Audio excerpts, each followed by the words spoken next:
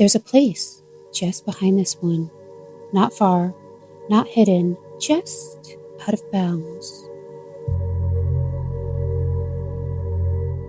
A wrong step, a glitch, a moment where reality doesn't quite hold. And suddenly, you're somewhere else, surrounded by dull yellow wallpaper, stained in places, peeling in others, stretching farther than it should. The air is warm, stale. It clings to your skin like it hasn't moved in years. Beneath your feet, damp carpet, soft and wrong, like it's been soaked and never dried. Then there is a constant hum, fluorescent lights buzzing overhead, flickering in a way that feels unstable. Like the room might change. You look for a door that isn't there. Just more hallway, more corners, more rooms that look exactly like the last. But not quite. The space stretches in ways that it shouldn't. Angles feel off. Distances lie. You walk because standing still feels worse. And the longer you stay, the more it feels like the place is settling around you. Like it's aware, or maybe like you were never supposed to notice it at all. Welcome to the Backrooms. I'm your host, Melissa Nunez, and you're listening to Candidly Cryptic, your source for all things strange, spooky, and unexplained. The Backrooms began in 2019 from a single image posted anonymously online, a yellow, empty office space. No windows, no people, no clear exit. Just fluorescent lights and the sense that you've been there before. From that image came a description. If you're not careful, you can no-clip out of reality and end up here. An endless maze of rooms, stretching infinitely beyond what should exist. There's no official method for traveling there, but across Reddit, some themes seem to repeat over and over. Not instructions, but patterns. One Reddit user said that while they were shopping, they came across a bench. They admitted that it was odd looking, but they still needed to rest. After they sat, their eyes got fuzzy, flickering like a television screen. They woke up in a dilapidated mall, overgrown with plants. They heard a whistling sound that echoed off the walls. They tried to go up some steps, but fell asleep and woke up on that same bench. Another person in the forum describes getting off an elevator to endless hallways with musty carpets. No sound but the hum of overhead lights. And then there was someone else who arrived by elevator. It descended to a flight of stairs.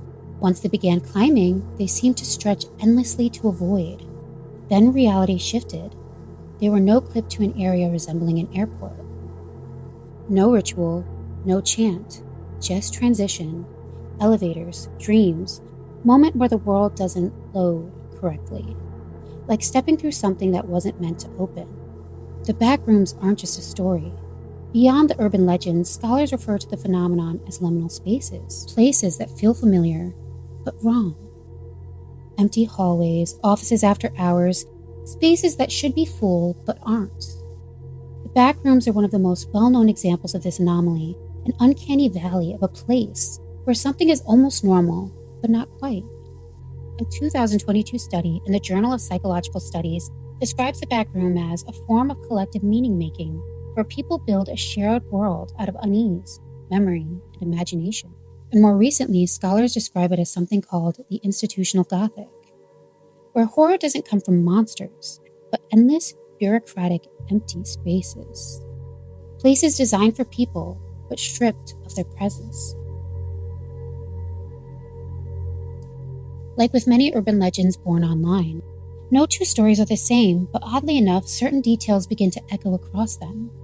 Yellow wallpaper, damp, endless carpet, flickering fluorescent lights, and a constant electrical hum. And more importantly, no exit. One post describes a labyrinth of plain hallways, dead silence, except for the humming. Every room led to another. I got more lost the further I went. It's not what's there, it's what isn't.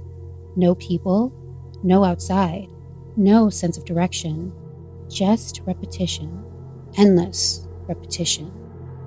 As the story evolved, people began describing levels, different environments within the backrooms, offices, industrial tunnels, endless malls, pool-like spaces, each one slightly different, but all of them wrong.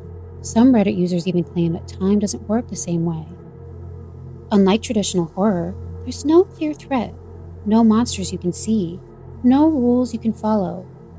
And that's exactly why it works. Media scholars like Tom Oliver have noted that the backrooms are frightening because they invite you to interpret what isn't shown, forcing your mind to fill the emptiness.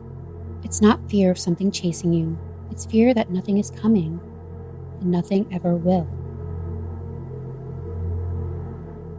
Now that same idea is becoming something bigger.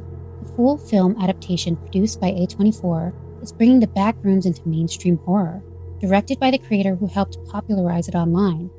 And fans are saying it captures the same thing that made it terrifying in the first place. The emptiness, the stillness, a sense that you're somewhere you shouldn't be. What is this? That's what I'm trying to figure out. All right, just take it slow. Oh, God. Pull me up, pull me up, pull me up! So what are the Backrooms? A story? A shared hallucination?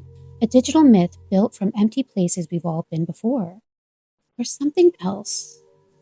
Because the strangest part isn't how they look, it's how they feel. So if one day you take a step and something seems off, if the room stretches just a little too far, if the silence lingers a little too long, you might want to ask yourself, did I imagine that? Or did something let me in? Thanks for tuning in on another episode of Candidly Cryptic. If you enjoy all things strange, spooky, and unexplained, please follow for more.